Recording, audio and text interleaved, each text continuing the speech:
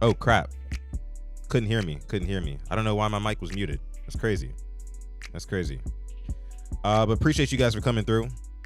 Yet another episode of Quiet Storm Sports. Appreciate y'all. Listen, we got some things to get into today. We're taking live callers. We're talking about these bum-ass Ravens. Is it over? Is it not over? Do you got hope? Do you not have hope? Let us know. I said no sound. Now you can hear me, right? All right, cool. We good now. My bad, guys. Man. So, like I said before, we have some live callers calling in today. If you want to call in live, please, you can click the link in the description, and that will take you to the live stream link. You'll be waiting backstage. I'm giving 5 minutes per guest to just kind of go over their feelings about the Ravens right now. Is it over? Is it not over? If you don't think it's over, then what do you think the Ravens need to do to turn this season around? If you do think it's over, then tell me why you think it's over. You know, that's basically what we're talking about here today. Again, the link is in the description if you're watching on YouTube. If you're watching on X or Twitter right now, then that means that if you want to join the show, go on YouTube, man. That's where the link is at. Got to get more of you guys on YouTube, man. We love YouTube. I got to get you guys to subscribe. That's what it is. Game Too Easy in the chat says we got number 8. It will always be hope. I hope so, to be honest with you. Listen, guys, there's a couple of things that I want to get into before we get into the live callers, because I kind of want to set the stage in a way for what we're going to be talking about. Like I said, is it over? Is it not over? That's one talking point, but there's other things too that I want to get to. So let's get into some recent news from today, right?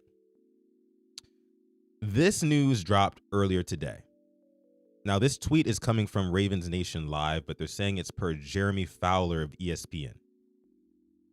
And it reads, for my audio listeners, Ravens running back Keaton Mitchell is the quote-unquote odd man out in the Ravens backfield and could be traded before the deadline. If that's not interesting and just kind of like eye-opening right there, I don't know what is. Keaton Mitchell, a guy who has done absolutely nothing other than produce when he's in the game, is on the trading block for the Ravens, according to Jeremy Fowler of ESPN. Let me know what you guys think about this in the chat. If you're not watching live, you're part of the hashtag replay gang. Let me know what you think down below in the chat of the Ravens potentially getting rid of Keaton Mitchell and trading him. I mean, it's like they're not using him, right? So it's like you might as well. Obviously, Harbaugh doesn't believe in using Keaton Mitchell like that.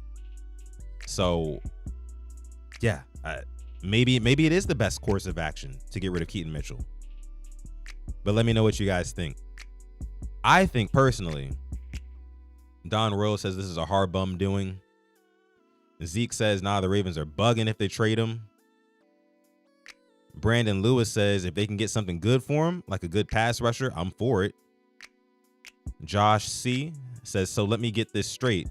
We keeping sorry ass for Lele, or we're trying to trade Keaton Mitchell. Shaking my head. We are a dumpster fire. Slicer59 says it's a typical Ravens dumb move. I tend to agree with most of you guys. My thing is this, like, you know, if you don't know how to utilize your number 1 running back, Derrick Henry, if you don't know how to give him the football on 1st and goal at the 1 yard line, then, you know, maybe you don't need a talented backup running back. If you don't know what to do with your primary, your starting running back, your first string, your superstar running back, if you don't trust him on the 1 yard line, I don't trust you with a Keaton Mitchell. So I agree with who was it? Who said that before? Let me see. They're gonna trade him for draft picks. Hail to the Naw, says D Wilkinson. But no, I kind of agree with Brandon Lewis here. If you're fighting demons trying to figure out how to use Derrick Henry, number 22, then you probably will never know how to utilize this guy, number 34, Keaton Mitchell. Let him go somewhere. Let him blossom. Look at what J.K. Dobbins is doing right now with the Broncos. He looks like prime J.K. Dobbins. Like every time I watch highlights of J.K. Dobbins in a Broncos uniform, it gives me like shades and memories of what he looked like in a purple and black uniform with the Ravens. He still looks great. Injuries or not, he still looks great. He's still got that same balance, burst, strength. He's good. So I fully believe if the Ravens do trade away Keaton Mitchell, then hey, look, somebody else is going to pick that kid up, and somebody else is going to really, really benefit from having him. I promise you that. I promise you that. So yeah, I think it's the wrong move. I think it's the wrong move moving off of him. However, if the Ravens coaching staff just really has their hands tied, they feel like their hands are tied, because John Harbaugh said it before, it's hard to get Keaton Mitchell on the field. You know what I mean? Like, you've got a Derrick Henry who you want to be your bell cow. You've got a Justice Hill who's a dude and can do pretty much everything from taking it between the tackles, running outside the tackles, pass protection. He can do all of it. Catching out of the backfield, he can do all of it, right? Even if you need him to play special teams, he can do that too. So it's kind of like a no-brainer to have Justice Hill at running back 2. What kind of space do you have for running back 3 in Keaton Mitchell? It's just unfortunate circumstances. What I will say, again, like Brandon Lewis says here, if they can go out and they can get, a competent guard or defensive tackle or edge rusher, maybe pair Keaton Mitchell or pair Mark Andrews or both with a pick or something like that, and you go out and you get a premium guy, then I might be willing to listen. But right now, man, I just don't know. I don't know if I even trust this Ravens coaching staff. If they were to keep Keaton Mitchell, I don't know if I trust them to utilize him correctly, because right now it's clear and obvious that they don't see a pathway to him getting on the field, at least not all that often. And if that's the case, move off of him. But it's very interesting, again, that Jeremy Fowler of ESPN was the one who originally reported on this. Very, very interesting. Point says Keaton on the Chiefs is scary. I agree. That's actually terrifying. It's actually terrifying, to be honest with you. They're looking for a running back too. They don't want Patrick Mahomes to keep leading that team in rushing. They don't, trust me. But yeah, that was that on Keaton Mitchell. Just to wrap it up here, D. Wilkinson says we have to keep Keaton. I know King Henry has been great, but how much longer is he going to play? It's another good point. I'd say this: if Lamar Jackson comes back and we don't see Derrick Henry kind of return to that or finish the season in that kind of MVP level form, then I think you kind of have to start having those conversations around Baltimore in that front office. If you're Eric DeCosta and those boys, hey, like, what's the next plan at running back? Obviously, we're holding on to Lamar Jackson for another at least 5 to 10 more years if we can. Who's going to be his next bell cow running back? And unfortunately, even, I don't think that Keaton Mitchell is going to be that guy, because he can't pass block. I know the Ravens think that Derrick Henry can't pass block, but he can do it, better than, he's somewhere in between Keaton Mitchell and Justice Hill when it comes to his skill at pass blocking, Derrick Henry. So with the fact that Keaton Mitchell can't pass protect like that, it's going to be very, very tough justifying moving him up to RB1. Just saying. It's going to be very tough justifying that. Just saying, guys. Let me see. So I'm going to start sending out some links for the phone lines here. Again, we're taking questions and calls from subscribers in this episode. So make sure if you join the show, if you do want to join the show, make sure you're subscribed to the channel. Also, make sure you follow us on Instagram as well, because I will be asking that when you guys come on. And please, when you come on, please make sure that you got your audio visuals set up. You don't have to have your camera turned on if you don't want to, but obviously make sure your audio is good for sure. But there was one more piece of news that I wanted to send out before we get some callers up here. Now, this news isn't necessarily coming from anybody on the Ravens, but it's coming from former Ravens, right? So let me switch over here. Let me shift over here and talk to you guys about Torrey Smith, former Baltimore Ravens wide receiver. Had a lot to say today. He had a lot to say on X today about basically guys on Twitter, people on Twitter and people in the Ravens content creation space, I guess, talking bad about Ravens players. So here you see a tweet, and below this tweet, just to kind of give you context on it. So Torrey Smith basically said, hey, look, like, don't believe everybody you saw, everybody you see on these social media sites about what they say about the Ravens and what they say about football, because some of these people don't know football, right? That's basically what he said in a nutshell. And somebody tweeted this back at him. And this is about Ravens right guard Daniel Faalele, number 77, who's on the ground right there. Right? They said that, is this coaching or is this just allowed? Like, is this coached or do we allow this? And basically, Torrey Smith, his rebuttal was this. He says that he lost the rep, talking about Daniel Faalele. He says, it happens. The game is not easy. And then he says, try blocking Jared Verse, and I bet he would put you through the dirt. So kind of sending a shot there at the fans, who kind of talk shit about Daniel Faalele and kind of the deficiencies of this offensive line just in general. He's taking a shot saying that, hey, look, if you had to go out and you had to block Jared Verse, who is one of the best backers in the league, do not get me wrong, right? Do not get me wrong. But at the same time, I'm not a professional football player. The people who you're tweeting at are not professional football players. Daniel Faalele is a starting right guard in the National Football League. And more times than not, he's losing reps. So that's kind of my problem that I had with it off bat. He's saying he lost the rep. It happens. It's like, no, Torrey. He loses a lot of reps. He's not very consistent. And that's the problem. Because every week we come out of a Baltimore Ravens game where there's a very ugly reps, plural, more than one, of Daniel Faalele. And there's other guys along the offensive line too. I'm not trying to shoot them any bill, because I've seen some bad stuff from Rosengarten. I've seen some bad stuff from Tyler Linderbaum. I've seen some bad from Andrew Voorhees, and Joseph Noteboom. I don't expect him to be a staple on this offensive line. When Ronnie Stanley gets healthy, I expect him to be, more present there, and more consistent there. But Noteboom is not good either, at least for not a long-term option, if it needed to be. And then he also says, Torrey Smith says, it's a difference between those lines. Sometimes your best is not good enough. But that's the problem, Torrey. Most of the time, Faalele's best is not good enough. That's the issue that we're having, right? That's the issue we're having. Joanne says, Torrey need to sit this one out. I agree. Ashley says, someone told Torrey Harbs is not hiring you, bro. So stop. Yeah.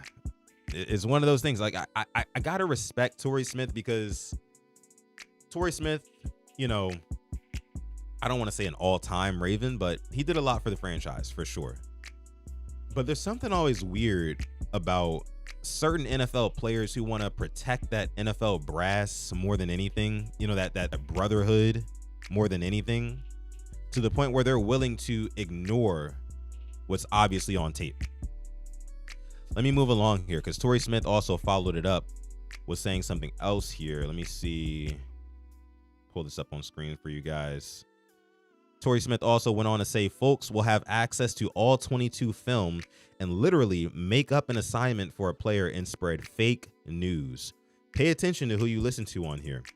Unless you played in the system or you can double check, you don't always know what the player's assignment was. Which is true. I can definitely say that he's not lying there, right? However,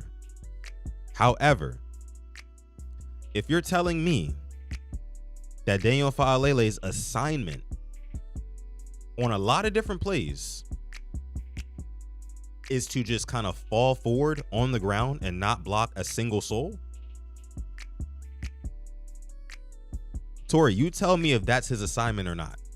Because if that's his assignment and that's what the Ravens think is conducive to a dominant offensive line and winning football, especially on the offensive side of the ball, I'll shut up. And I will admit that I don't know jack shit about football. If that's the assignment, right? Because again, it's not just one rep. It's not just one rep that he loses. You feel me? So that's where you need to kind of like, I don't know. For me, it kind of seems a little bit disingenuous what Torrey Smith is saying here. It feels disingenuous.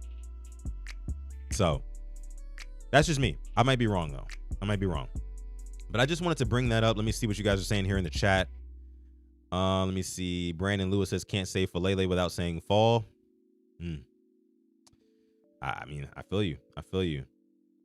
Don Royal says, did Torrey have the same energy when the Ravens colluded against Lamar Jackson's contract? I don't think so.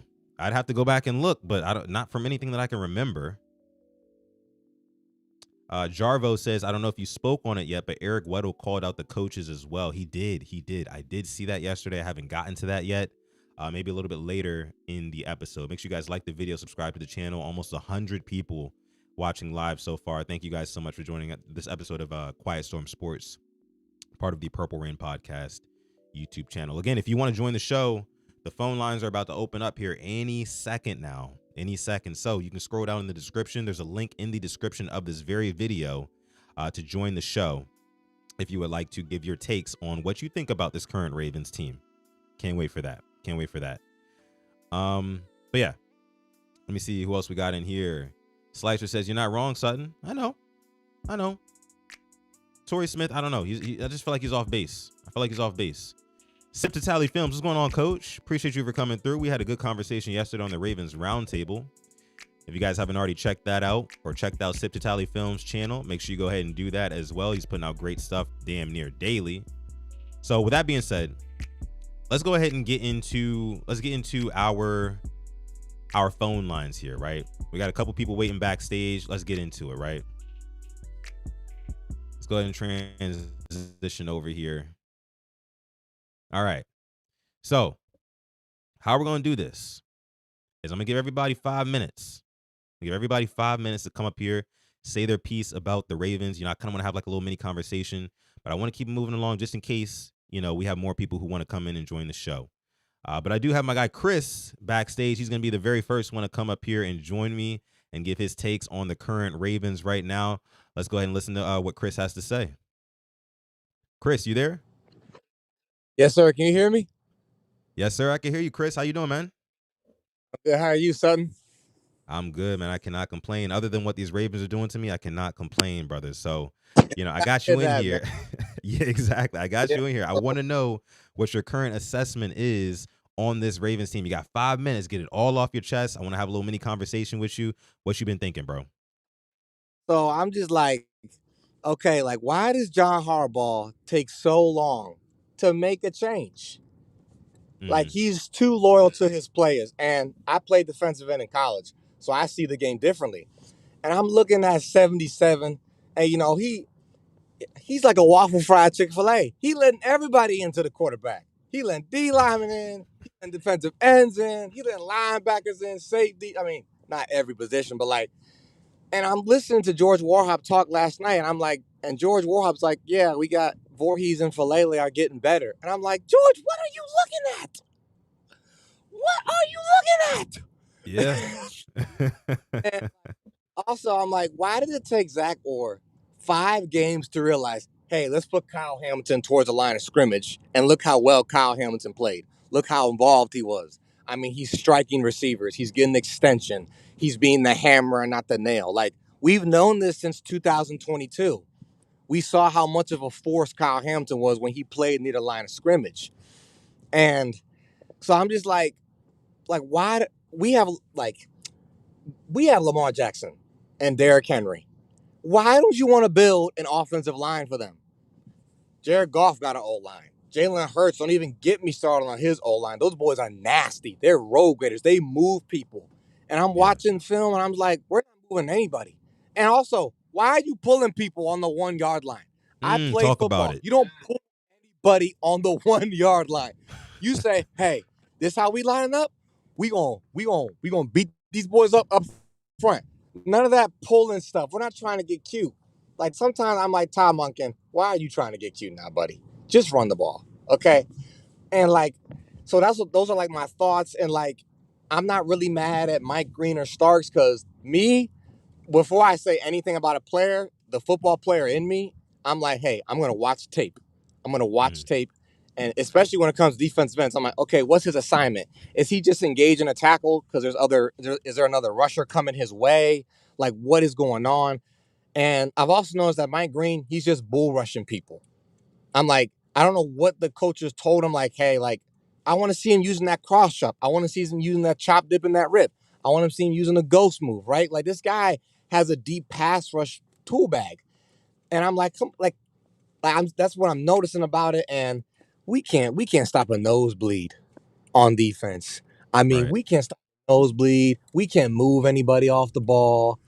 And I'm just looking like if fans see this, like Sip the Tally, shout out to Sip the Tally, Road Yep. Grader, shout out to all 22, Edgar Allen, even you, we can all see that Falele is not a starting right guard.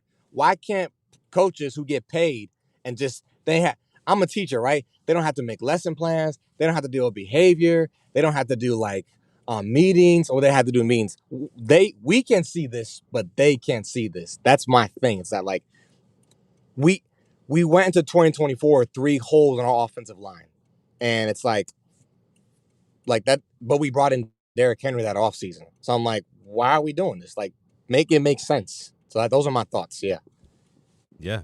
I mean, those are all really, really good points. And, you had made a point about watching film as a former football player, like before you make judgment on anybody. So do you yeah, kind of agree with what I was talking about before you came on with like what Torrey Smith was saying? Like, hey, like you don't understand sometimes the assignments and whatnot. And did you hear what I was saying about guys like Daniel Faalele who, yeah, like we might not know every single specific assignment that these players are on yeah. We particularly, don't. but Yeah. but we do know that their assignment is not to fall face first into the ground and not block anybody. Am I correct? Yes, or like he can't climb to the second level. Like he can't. He just Yeah. whiffs and like, oops, I'll just let that guy go hit Derrick Henry. Like I don't get it. I'm watching. I'm like, this dude. Like even when Huddle It Up made his highlight reel, and I'm watching the run blocking, and it's just down block, down block, down block, down block, down block, and maybe 1 or 2 pulls in there. But it's like in high school they teach you, hey, when you make impact, keep moving your feet. This dude just engages somebody, and he just takes a nap. Yeah. I It's mean, like and he, it for sure, yeah, for sure. I mean, he does. And I want to ask you this too. We got a yeah. little bit more time, but let me ask you this: do you think that it's over for this Ravens team? Why or why not? Here's my thing, right? Lamar Hmm. Jackson comes back, like like I gotta keep it real. It's kind of like, hey, I want changes to be made. I want John Harbaugh. I don't want him here anymore. Zach Orr, we're in the Super Bowl window with Lamar Jackson. Like, we gotta find somebody who can call plays on defense. We gotta get a new O line coach. Like, I kind of hope that we have known this, that John Harbaugh is not that good of a coach. The decisions he makes in games and crucial situations and high pressure situations, he doesn't make good decisions. Like, he doesn't make good decisions. But now we've known that Lamar Jackson saved his job. We've known that. But now that Lamar Jackson's out, now we really see, like, I've known the coach on the Ravens aren't that good. Just looking at like, that doesn't make sense, player doing this right here. Yeah. But now it's like, yeah, like, and they were booing him and everything, and I was like, yeah, boo him, boo him. Like, it's John, it's done now, buddy. Like, it's done. You had a nice run. I mean, he came on a team. We had Ray Lewis, Ed Reed, Terrell Suggs, Haloti Nada, Jared Johnson, Willis McGahee, LaRon McClain, like Marshall Yonda. Like, we had veterans and leaders on that team. So, I mean, yeah, like, do I think it's over? I think it is. And Mm. it's kind of like we need, like, I wish we had a coach like Dan Campbell or something like him. Or we had, like, that's what I wish we had. Somebody who's going to, like, like, I think John's also lost the locker room. Because, I think so too. like that Texans game, I was just like, this is terrible. Like, my expectations were low, but 44-10, like, they didn't even look like they tried. So Yeah, yeah, it's I'm like sorry. we had low expectations, but holy fuck, right? Yes. You know what I mean? Like it's one I of was those like, things. you guys aren't even trying at this point. Like, the run game Yeah, was just awful. Like, this yeah. isn't But Ravens. hey, Chris, I appreciate you coming through. I'm gonna get the next guy on. But I, listen, I think I'm gonna be doing this like every Wednesday now. So okay. if you if you can manage, you feel me? I definitely want you back on. But I appreciate you. Yes, sir. I'll manage next time. Sorry, I got a little too passionate. Thank you so Oh no, much. you good. You good. All right, bro. Peace. So that was my guy Chris, longtime watcher of the show, made a lot of good points there. Gives his perspective as a former football player as well, and he agrees with me. You know what I mean? Like it kind of goes against what Torrey Smith said again earlier today. Like, yeah, bro, we get it. Not everybody's a professional football player. As a matter of fact, 99% of people aren't. 99.99% of people aren't. But we all have eyes, right? And we can tell when the job isn't getting done sufficiently enough. So, like, don't insult our intelligence. That's basically what it is. But we do have another caller. This one is my guy Eli. He's in the backstage right now. I'm going to go ahead and bring him up and see what he's got to say about our Ravens. Eli, what's going on, man? You hear me? Oh, there we go. Oh, you got to hit the unmute button for me. There you go. What's going on, Eli? What's up, man? Hey, what's up, Sutton? Chilling, man. I can't complain. I can't complain. So, are you Eli Sports guy? Yeah, that's me. That's me, man. Hey, That's appreciate me, you for man. coming That's me, through. Been man. watching for a minute, man. Been supporting. I appreciate you, brother. Let Hey, me know how you're appreciate you, feeling. man. I'm For a sure. big Let me fan know of how you you and feel. Simply too, man. Oh yeah, man. We appreciate that, man. We appreciate it. Definitely. We're gonna keep grinding. You know what I'm saying? It's hard sometimes, especially around these Yeah. times when the Ravens are ass, right? But Oh like my we got to keep God, it bro. pushing. We got to keep it Yeah, for pushing. sure, man. But what's your thoughts on this Ravens? We got 5 minutes. Let's get it, brother. Oh man, so much. For one, man. I mean, look, it starts at the top, man. You know, I have videos on my page that literally date back 4 years ago to saying get rid of John Harbaugh because I don't think we can win with him. I'm just being honest. With this current group of players, I don't think we can win with him. Mm-hmm. Uh, you know what I'm saying? And also, I think that EDC is also part of the blame. You know, the fact that I've said this multiple times in the chat, the fact that you went into this offseason and you saw exactly what our trenches were looking like.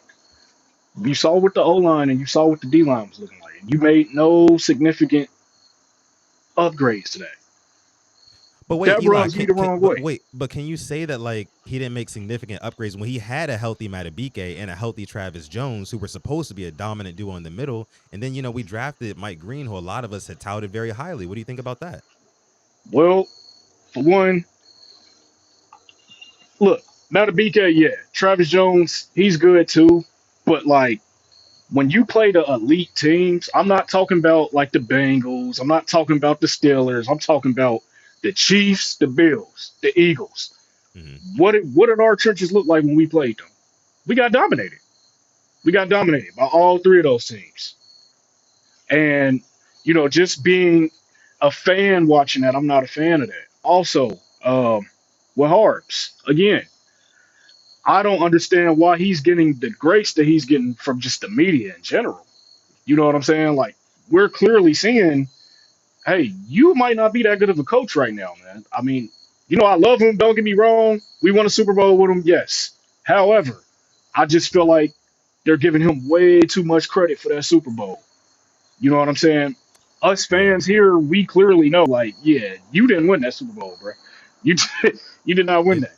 it took an all-time performance from Joe Flacco, 11 Oh my touchdowns, no God, interceptions, and the dude. defense, the last ride from Ray. It took all of Dude. that. And then it's just to me, I feel like the team is gaslighting us as fans. Mm-hmm. There's no way that John Harbaugh and Zach Orr should have a job right now. If I'm being honest, I mean, look, man, look, I wanted John Harbaugh gone after the AFC Championship in 23. Mm-hmm. But hey, that's neither here nor there. He's still here. But the fact that Zach Orr is still the D coordinator is a little head scratching to me. And then I want to know what you think about this too, Okay. because we're seeing the same players. Well, we're seeing even different players, rookies and all, have these same mental laps on the field under Zach Orr. And I want to know, like, well, damn, was Marcus Williams really that bad, or was it just the scheme? You know Because what I'll say about that? Malachi Starks, he looked lost out there too. Is I think it's more of an indictment on Zach Orr, to be honest Yeah, with you. I think it's like because you think about last year, the Ravens yeah, defense started off atrocious, right? And yep, then after they moved Kyle Hamilton to deep safety, everything yeah, flipped around. Now right, this year seems to be on the inverse, right? They started yeah, him off playing deep. Now they feel like they need to switch him down low towards the box a little bit more towards the line of scrimmage. and you see that that's already working, even in one game against the most high-powered offense in the league. So I think it's just like these small changes, and I think a lot of Ravens fans are kind of underestimating what Kyle Hamilton really does for this Yeah, defense and just kind of this team overall, right? But maybe that's the change. So like maybe 6, 7 weeks from now, if the Ravens defense, if the stats are completely turned around and they're, in the top, the upper echelon of the league when it comes to defensive stats, then we might be yeah. having a different conversations. But right now, since the Ravens had that performance against the Rams, only giving up 17 points, the whole fire Zach or chance, that's done with, brother. That's over with. But did we get lucky with that? Because I mean, they dropped passes, they missed field goals. You know what They I'm saying? did, they did. I But know they if you did play better. They did play better. They did, but when you go back and watch the film, like you could tell the impact, right, of Yeah, having definitely. Kyle Hamilton close to the line of scrimmage and Most having definitely. Alohi Gilman, who played Yeah, really well in his first game, and then also having Malachi Starks back there, who's still learning on the job. Having those yeah. two guys deep, and then having Kyle Hamilton playing that nickel role, that makes a lot of the difference. It Like and does. yeah, like I think like you said, or like my guy Chris said, the 2022 season and the Yeah, 2023 season when they were doing that, they saw yeah, a lot of success. So it looks like this defense is really predicated around where you have Kyle Hamilton playing. That's what it seems like. yeah. I don't know, man. We got to get them trenches together, and I think Harbs and EDC gonna have to go. Oh, That's just oh, my oh, opinion, man. yeah. Nah, I agree. I agree. Maybe after this season, I don't think it's going to happen, anywhere mid-season at all. If the Ravens in this season, anywhere less than 500, I would say, then Hey, I think Harbaugh has to go. before I get out of here, can I Yeah, give give you me my that. Go ahead. dream scenario for us? What's up? What's up? My dream coaching staff. I want us to hire Robert Saleh, Okay. and we get Mike McDaniel's as the OC. I know that's a far stretch. I know it may not happen, but I would love to see it. You get some toughness at head coach, and you get a boy genius at offensive coordinator. I get it. I got you, Come bro. I on see now, the vision. I see come the on now, vision. Yes, bro. sir. Hey, Eli, I appreciate you, bro. All Appreciate you. Thank you. right, bro. Peace. All right, that was my guy Eli, sports guy, man. Gave a lot of good takes. Gave a lot of good takes, just like Chris, man. We're gonna keep it moving along here. Next, I got my guy Garnett is in the chat here. I'm gonna bring him up now. He was hitting me up the other day, right? I see Garnett in all the chats. He's real prominent in the Ravens community. You feel me? And he hit me up the other day and he was like, "Hey, look, man, I'm trying to get on PRP. I'm trying to give my piece about what I think about these Ravens." So I'm very excited for this. I'm very excited for this. So without any further ado, I'm gonna go ahead and introduce my guy Garnett to PRP. What's going on, Garnett? Oh, hold on. You mute it. Go ahead, hit that unmute button real quick. See them jerseys in the background too, looking nice. Gus the Bus, Lamar. I see it. There we go. Can you What's hear me up? I now? can hear you. Yeah, I can hear you. Oh What's yeah. up? I guess I had to do the unmute or whatever, understanding something anyway. But man, how you doing, bro? I'm doing great, man. Other than what these Ravens have been putting me through this past month and a half, I'm doing all right, man. But how about you? Yeah, I can't complain, man. Just got home. I know I was going through some technical difficulties like the Ravens do, but other than that, we're back on. Yes, sir. Yes, sir. So give me your spiel. We got 5 minutes, and if you need some little change after that, let me know. No, But no, let's it's get gonna it be. popping. Let's go. I appreciate it. I think it's gonna be quick, man. I think with this team, bro. I'll put it like this. When you buy let's say I'm trying to think of something pretty good. Let's just say a car, right? Let's Hmm. say no, I'm gonna say a car, but anyway, let's just put it like this: a foundation. I'll just stick with the foundation piece. Hmm. Every house has to have a good foundation. You know what I Right. mean? Like you got to have a good, strong foundation to build on. And I think with the Ravens, ever since we had Lamar, we had a great foundational piece. We got lucky with. You know what I mean? Great Right. foundation to build off of with that. And I think what the issue is, we thought we can just get away with the cheapest, the cheapest, the cheapest company to build a nice house and think it The was going to cut rep last. contractors. Yeah, yeah, yeah. That's the best way to put it. Like I'm glad, I'm gonna stick with my realm of work because as a working for the government now after I retired, still worked out working out for the government. We always go with the highest, we go with the cheapest bidder or the cheapest product or whatever, Hmm. and expect that to last long term. And my problem with the Ravens is the fact that you got the solid piece that that can literally get you where it needs to be. but every year you neglect the wrong things at the wrong time.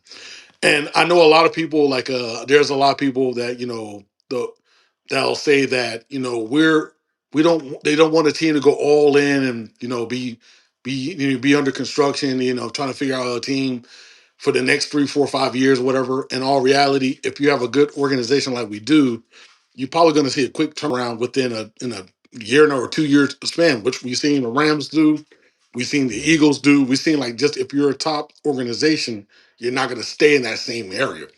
And my whole issue is really based off of 2019 to 2020, where we lost in the playoffs. We understood what we needed. We was not clamoring for anything crazy. We just needed an efficient wide receiver under the Greg Roman scheme. Now I want you to think about this. Like literally, if you was to get a elite guy during that time, it literally would, that only needed like maybe like 7+ targets a game. Was not like nothing like 15 or 20. All you need was somebody like that during that time. And then which we neglected. That's the one thing.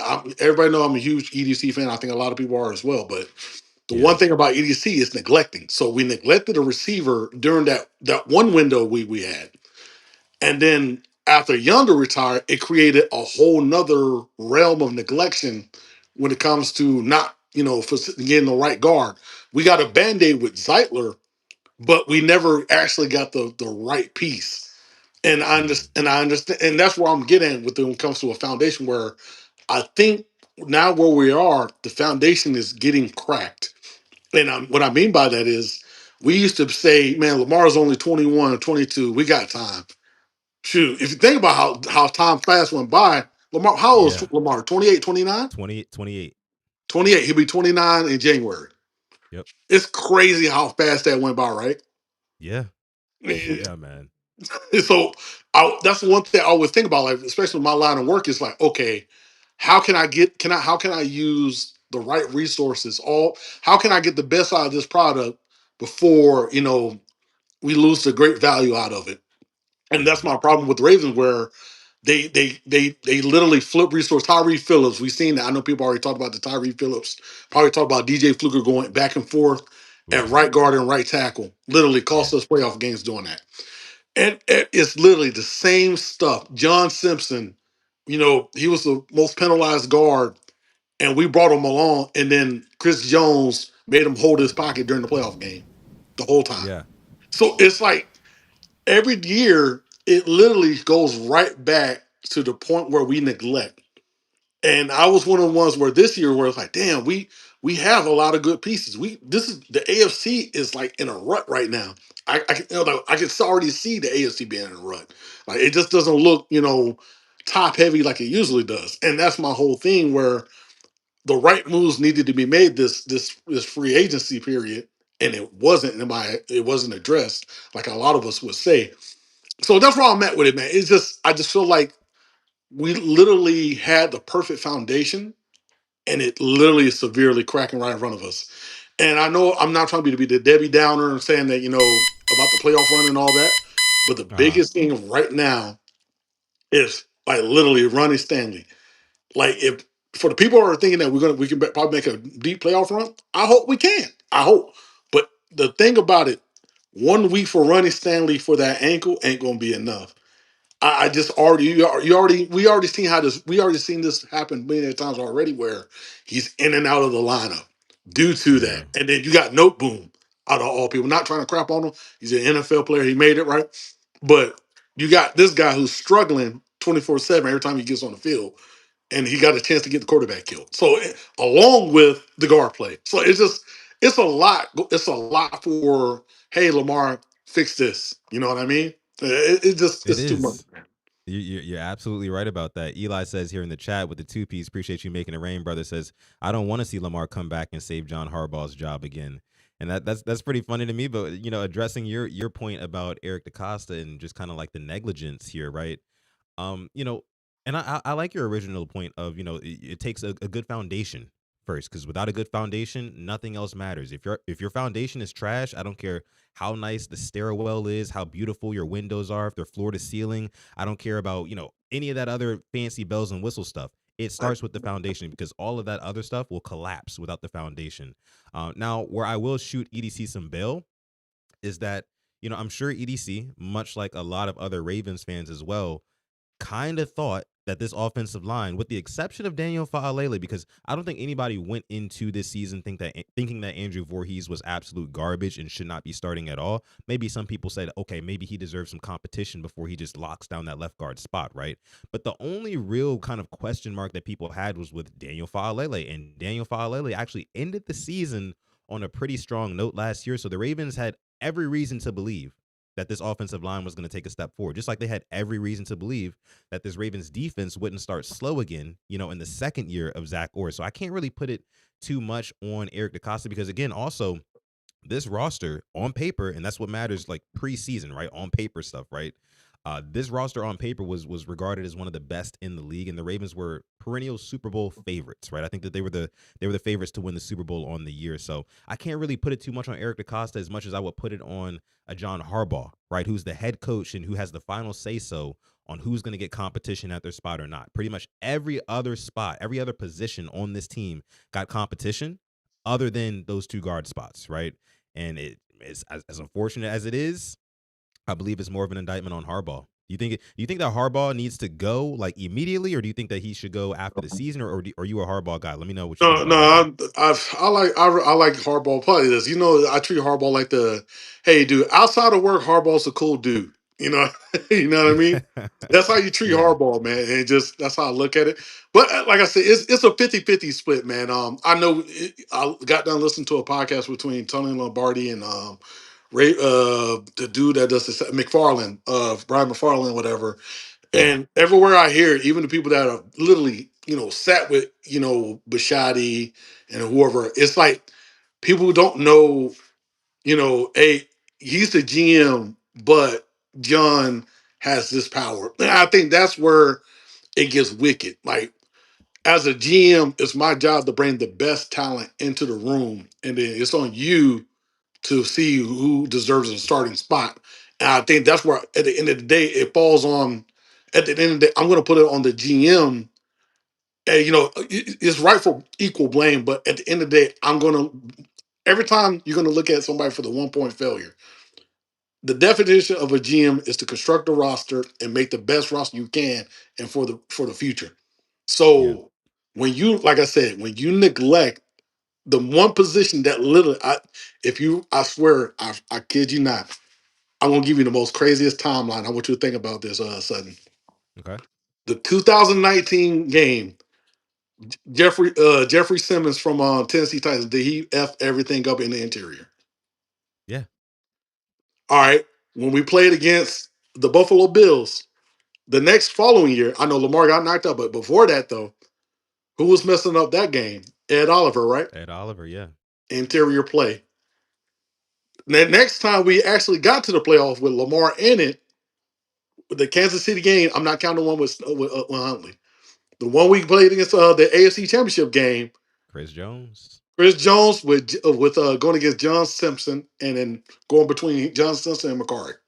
It every time. That's what I'm saying. Like it's literally a damn near line timeline of the same issues over and over and over, man. It's just when you look at all these Super Bowl winners, there's a constant, or the Super Bowl participants, it's the same thing that shows obviously Kansas City is in it. But the ones who had a chance to knock off Kansas City or played against Kansas City, Eagles, interior pressure, always. Tampa Bay, Vita Vea. It's a I know Matabike got hurt, but it's a similar thing where for us on the offensive line, we never secure the guards. We're just, that's why I say it's so hard for me to just say, oh, it's on John, when as a GM, you had opportunities year after year after year to, be a little aggressive. I'm not saying go all in or like, flip everything around, flip the whole house upside down, but at least instead of spending a fourth or fifth on a guard, how about we be a little bit more of a premium guy between a second and a third? Instead of having five fifth rounders, or 5 6 rounders or whatever. That's all I'm saying. That's why I say it's so hard for me to not put blame on EDC where we're getting these guys that, Adisa Isaac, where he like never seen the field. You know what I mean? Yeah. God forbid it's on him. He gets hurt, but at the end of the day, it's like we're just wasting picks. At the end of the day, that's That's what where it it's feels up, like. man. That's what it feels like for sure. And I'll end it with this. Yep. Like John Harbaugh, I think that again, I think it's still more of an indictment on him as opposed to EDC, because I have all the faith in the world in saying that John Harbaugh went to Eric DaCosta, because I'm sure they have meetings, right, Right. between each other. Like, hey, Eric DaCosta says, "Hey, John, who do you think that where do you think across this roster needs to be upgraded so I can go and I can have my scouts go and look out for these guys and I can open up the checkbook to sign somebody to bring in some help." And if John Harbaugh is saying the offensive line doesn't need help or doesn't even need competition, these guys are neighbors, right? I think that they trust each other. So I think that Eric DaCosta kind of goes back to his office and say, well, John said we don't really need help across the offensive line. And again, this is pure speculation, but it's kind of based off of, what we've seen and what we know about this Ravens team and about this upper management, this front office and the coaching staff. So again, I would have to put it on the onus on John Harbaugh, but you make a good point about how like we all have eyes, right? Eric DaCosta has eyes himself. I'm sure he's a football fan. I'm sure he, you know, I don't want to say knows football in depth, but I'm sure he knows more than the average person, right? And when you watch, every February we get the same lesson, to your point, that trenches matter in this league. That's how you win championships. And even if you take it to last year, right? That Eagles game, because you mentioned a bunch of other games, but that Eagles game last year in the regular season, Ravens got dominated in the trenches. Why is that not? Why are games like that not a wake up call? I know Justin Tucker missed a bunch of field goals in that game that probably could have put us in position to win, but at the end of the day, we were getting dominated down low. So Right. if you see that as a GM, then like that should cause you to override what your head coach thinks. And even if you see that as a head coach, because it starts with Harbaugh. You're the one who assesses the players on your team and ultimately decides whether or not this player is going to get PT. Eric DaCosta decides if they're on the team. Harbaugh decides if they're going to play. So if you're playing like guys who aren't the best, like the best available, I think that's mainly an indictment on the coach. But Garnett, look, I appreciate you, man. Appreciate you coming through. I was telling the last guys that I'm planning on doing this once a week, like every Wednesday. So if you can manage, you know what I mean? Like definitely come back on and we can chop it up somewhere. Does that sound good? Hey, most do, man. Hey, shout out if y'all ain't subscribed to my brother, man. Go ahead, do that thing, hit that thing. Yes, sir. Yes, sir. Appreciate you, Garnett. All right, bro. All right, bro. Peace. Yep. That's Garnett, man. That's my guy Garnett. He actually gave me the idea to do this. I've been wanting to do like live calls for a little while now, and I just never really figured the best way to do it. Right? I know there's a couple other Ravens content creators who do the same thing, but I found a way to do it pretty effectively, and I think it's running smoothly right now. We got over 125 people watching live right now. Thank you guys so much for coming out to this episode of Quiet Storm Sports. You're listening to the Purple Rain Podcast YouTube channel. I'm your host, Sutton Def, doing live callers today.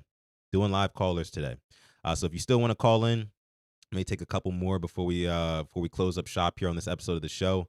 But let me bring up you guys' comments in the meantime. Flagship Fantasy says, no, Sutton. Eric DaCosta came up through the scouting department as an area scout. The dude can identify talent. He can clearly see if Faalele is not talented. Same for Voorhees. Which is why I don't know what type of conversations are going on between Eric DaCosta and John Harbaugh. Because John Harbaugh is closer to football than Eric DaCosta is. Eric DaCosta is closer up to, ownership and things like that. He's the general manager, for crying out loud. If you're John Harbaugh, you're supposed to be able to evaluate and be truthful, right? Be honest with yourself.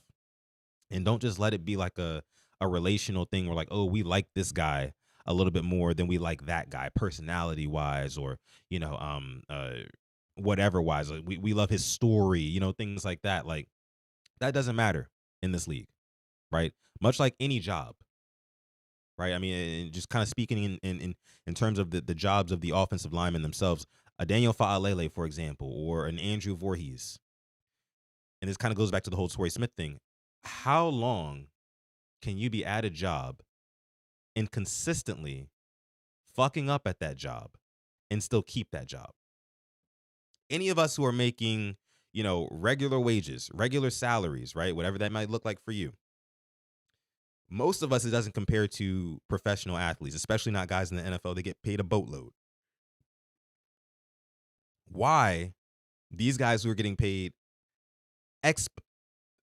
exponentially more than the average person, they get way more leeway than the average person making $20 an hour, right? If you start working at McDonald's today and 2 years later, you're still making the same sort of mistakes that you made in week 1, probably justifiable to fire you, to move on, to see who else can fill that position, you know? But I just don't know. I just don't know. Let me see. EDC and Harbs are bad for business. We got a superstar quarterback and we are not protecting him. Yeah, and the thing is, like, guards are the worst, like, to be bad on your offensive line. Tom Brady, the greatest quarterback of all time, says himself, that interior pressure is the pet peeve of a quarterback, right? That pressure where, like, you can't even step up into the pocket. You immediately have to get knocked off of your base, knocked off of your spot as a quarterback, and break down the play and try to find something on one side of the field because you have to scramble out and you get flushed out of a pocket because of interior pressure. That sucks, even for Lamar Jackson. And the reason why Lamar Jackson makes it work, and maybe this is another reason why Eric DeCosta hasn't really invested a whole lot into the guards outside of, like, Zeitler. Maybe it's just because they know how good Lamar Jackson is at getting out of the pocket and making a throw on the run. Do you guys know any other quarterback in the National Football League who is better at getting out of the pocket and still making a throw downfield, intermediate, short, on the run, quite like a Lamar Jackson? Whether that has to be completely across his body, like we've seen so many times before, whether it's down, the seam, whether it's down the sideline, he makes those throws. He makes those plays. He's the epitome of a backyard football player. So maybe their ideology, maybe their reasoning is like, hey, like, maybe we can go cheap on the offensive line a little bit because we know we have a quarterback who can mitigate some of those problems from an average offensive line. We got to cut costs somewhere. Now the problem with that is when you go out and you draft the safety in the first round of the draft, and at the time, we had to accept that Malachi Starks, we're going to big him up, like, okay, a top-ranked safety played at Georgia. He should come in, be a perfect pairing with Kyle Hamilton, even though it's not a position of need for us, so to say, because at the time, Ardarius Washington was not hurt yet. So at the time we drafted him, it wasn't necessarily a position of dire need. So in hindsight, which we all know, again, 2020, we all know it's 2020. It seems like the bad move, right? Like, especially knowing that you could have got a guard at that spot and kind of shore up those trenches and make sure that Lamar Jackson is not getting pushed off of his spot. Because you want Lamar Jackson, especially with that hamstring, coming back from that hamstring. I regret to inform you guys. Was Garnett hurt? I mean, not Garnett. Was Ardarius? I thought Ardarius didn't get hurt until maybe a month before the season, a month or two before the season. I thought it was after the draft. Maybe I'm wrong, but I thought it was after that. TY says we could have addressed the trenches in the middle rounds. It's true. That's true. I mean, we did third round Emory Jones. Emory Jones is a guy now who we're looking at as like, hey, look, bro, it's either you or this season we might as well punt on. Because let me tell you one thing. As much as we would love for this Ravens team to run the table, right? Go 11-0 the rest of the season. You got some dogs on that schedule, right? I look at the Pittsburgh Steelers, who the Ravens have not played yet. Got to play them twice. The Steelers are riding high. The Ravens are riding low. Ravens are 1-5 right now. I believe the Steelers are, 4-1? I believe they're 4-1. They already had their bye week. They're playing good football. Their defense looks really good. They're +7 in turnover differential, which I believe is second or third in the league. So they're forcing turnovers, right? Aaron Rodgers is getting the ball out the second fastest out of any quarterback in the league right now. And what tears us up the most? When the Ravens force turnovers and when the opposing quarterback gets the ball out quick. So I'm just saying, guys, those Steelers matchups, I know we beat them twice last year, once in the regular season, once in the playoffs. Those are not going to be easy at all. At all. And if you're the Ravens team, you can only really afford to lose one more game. You're 1-5 right now. You can only afford to lose one more. You lose two more, again, it's pretty much over with. Just with how weird the AFC looks right now. Think about it. Think about it. You got division leaders like the Colts, like the Chargers, who I think are going to give up that division lead to the Chiefs. You've also got the Denver Broncos in the AFC West as well. But just talking about some more division leaders, of course, the Steelers are leading the AFC North. And then who's the last one? So you got Steelers, Colts. Oh, the Bills. Right, the Bills. They're leading the AFC East right now. So, and then you got the Patriots as well. There's a lot of wild card teams. The Ravens only have two paths to the playoffs. Two paths.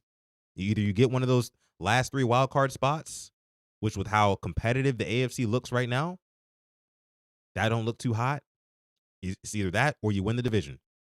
And to win the division, you have to beat the Steelers twice. I don't necessarily see this Ravens team with this offensive line against that Steelers defense and that Steelers run game beating. I don't see the Ravens beating them twice. I just don't, man.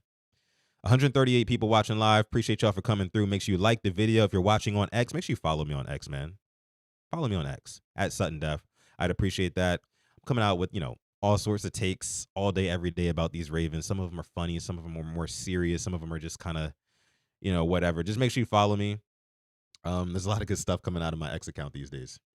I will say that. Deacon says Ravens need to invest in the trenches. Who are you telling, brother? On both sides of the football. Yeah, especially the defensive side of the ball. Because at this point, we don't know where Madubuike's injury is taking us. We don't know if this is going to spill over into next season. We don't know if it's going to end his career.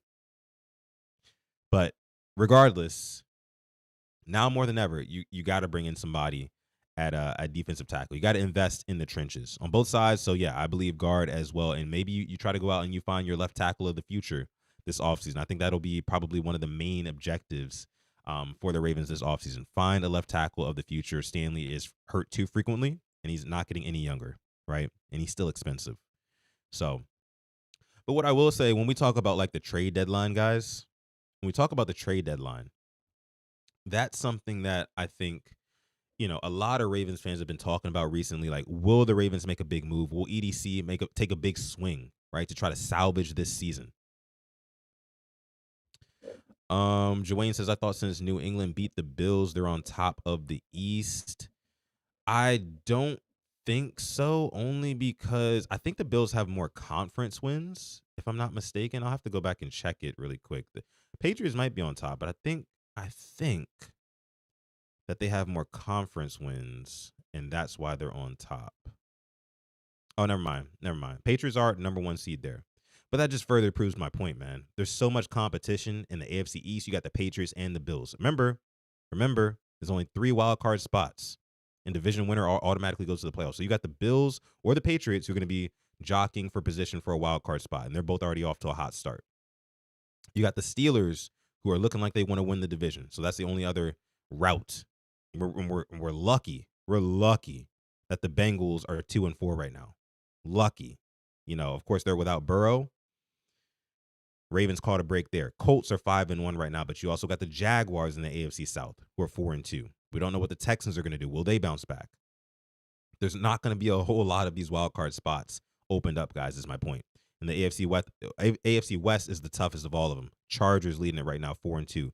Broncos in second place at 4-2. Chiefs, who I think are going to win that division, are sitting at 3-3 right now, but they're only getting healthier. They're getting Rashee Rice back this weekend. I think they win that division, but the Chargers and Broncos stay relevant as well. Maybe not the Chargers since they lost both tackles and Amari and Hampton, but definitely the Broncos. I believe that they'll probably only lose maybe 3 more games. So it's going to be tough. And yeah, I said the Jags, Jarvo. It's going to be tough. And the Jags just lost this past week to the Seahawks, but that was a close game. It's not like they just laid down and died. That was a close game. So there's a lot of competition in the AFC right now. So if I had to talk about whether or not I think it's possible the Ravens make the playoffs, it's possible, but highly unlikely.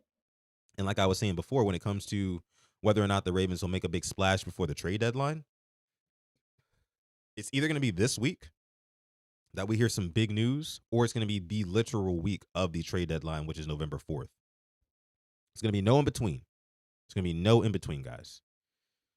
But I think what will end up happening is this. I think Eric DeCosta, Ravens general manager, I think he will make a move, but it won't be a big splash. At least not a big enough splash that's going to satisfy and really quench the thirst of all Ravens fans. Like, it's not going to be a Max Crosby, right? It's not going to be a Jeffrey Simmons. You know what I'm saying? It's not going to be a Kayvon Thibodeau, right? Or a Dexter Lawrence. I think it's going to be a lower tier, a lower profile guy who can come in and just help, right, on the defensive line, right? Maybe help command a double team here and there on that D line, or maybe bring in an edge rusher who can help. Maybe it's a Jalen Phillips. At this point, I think that the cap for like splash moves right now would be for the Ravens to go out and get Jalen Phillips off the Dolphins. I think that's the cap, to be honest with you. So it'll be a move that's made, but it won't be a big splash that again will quench the thirst of Ravens fans. It'll just be some help. So you think about it right now. I mean, like, is there any one player who you can bring into Baltimore and that will be the difference maker for the Ravens being able to basically run the table and go 11-0 over these last 11 games, or 10-1 or something like that? Is there a guy like that readily available right now that teams will be willing to move off of? I don't think so. The Ravens at this point are fully relying on Lamar Jackson just going full scorched earth on the rest of the league for the rest of the year, which would require Lamar's hamstring to be 100%, 110% healthy. Because you're going to need Lamar's arm. With that offensive line, you're for damn sure going to need Lamar Jackson's legs. You're going to need a full-strength Lamar Jackson. And hope that moving Kyle Hamilton down towards the line of scrimmage with these three safety looks is the answer on defense. Which it might be. Garnett says no Madden trades are happening. Exactly, bro. Exactly. Torrey says Sutton call God, man. You know, always, man. Always. He says fire sale. Fire sale, I mean, at this point, I think the Ravens would have to lose to the Bears. If the Ravens lost to the Bears, right, if the Bears came out, because you know what's going to be the message in the locker room for the Chicago Bears, right? The Chicago Bears, let me see who they play next, as a matter of fact, before us. Let me see who they play right before us, because that'll be interesting. Bears schedule. But you know what the message out of the locker room going into that Ravens game is going to be for the Bears? It's going to be, hey, look, these guys are looking at you as a get-back game, right? Go out there and punch these Ravens in the mouth with Lamar Jackson. Show them that we're not the team that you get right against, right? That's going to be the message. And the Ravens gotta show up, man. It's going to be at home, so really no excuses. Let me see who they play before us. So they play the Saints in Chicago.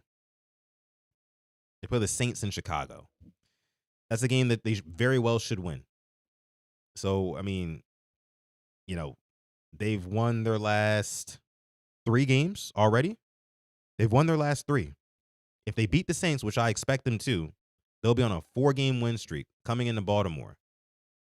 That's not an easy game.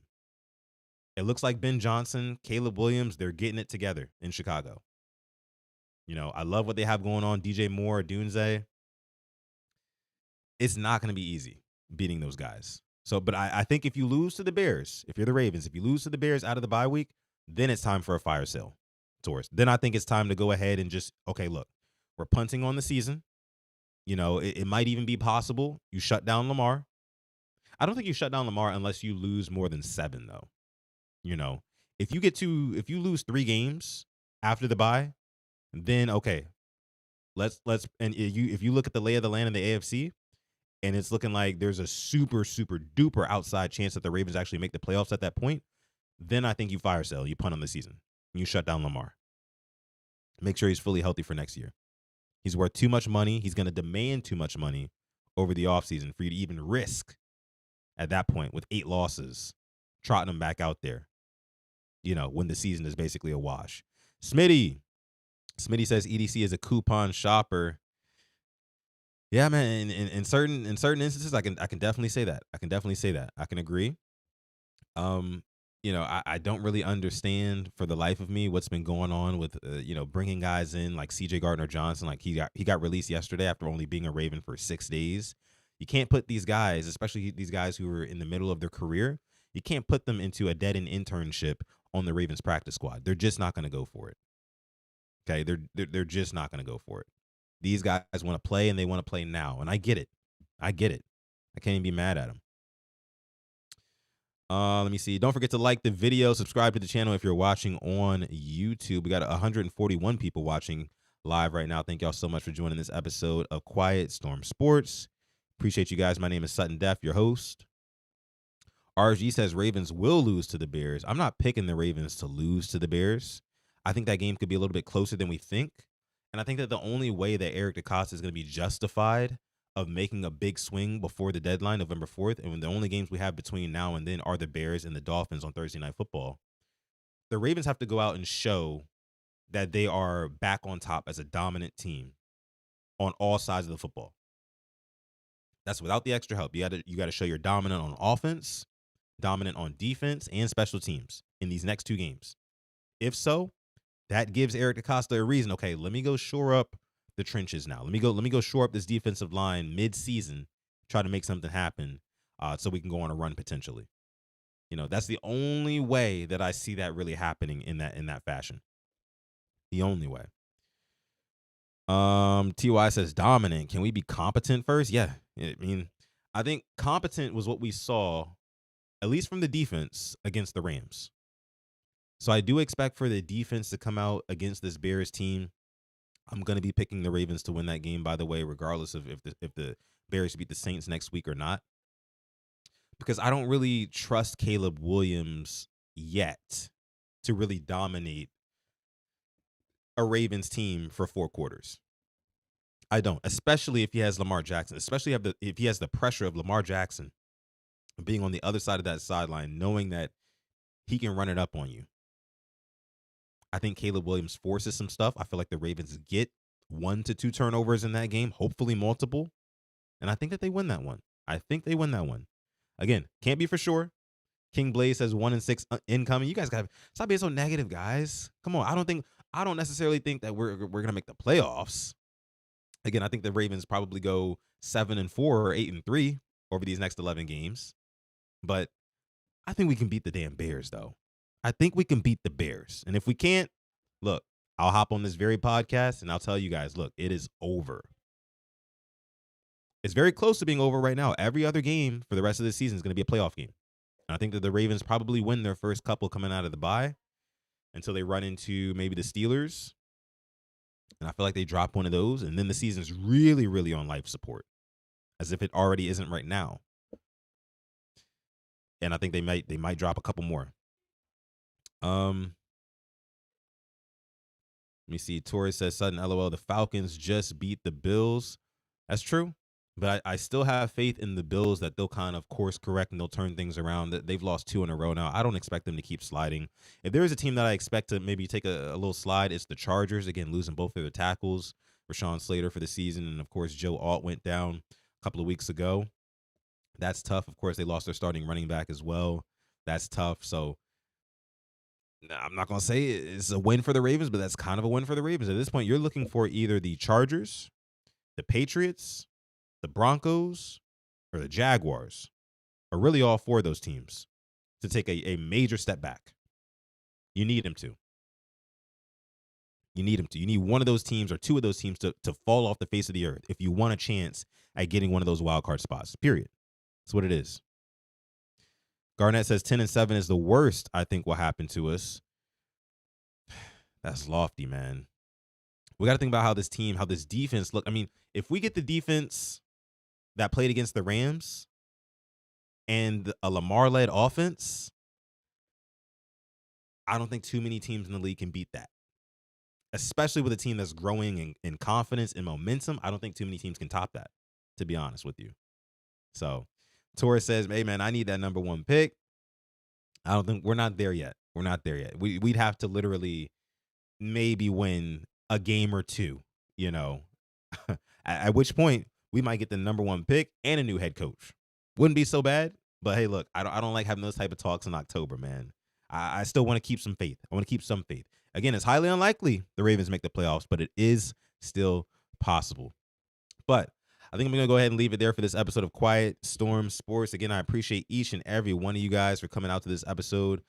We did our first live callers here on Quiet Storm Sports. And I think I'm going to start doing this every Wednesday, right? So make sure you stay on the lookout for when.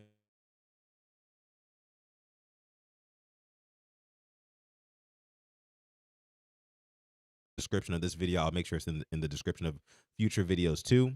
But again, appreciate you guys. Love you guys so much from the bottom of my heart. And with that being said, don't forget to stay positive, test negative, and never, ever, ever forget, even on the rainiest of days, to call God. Appreciate you guys. I'll catch you guys in the next one.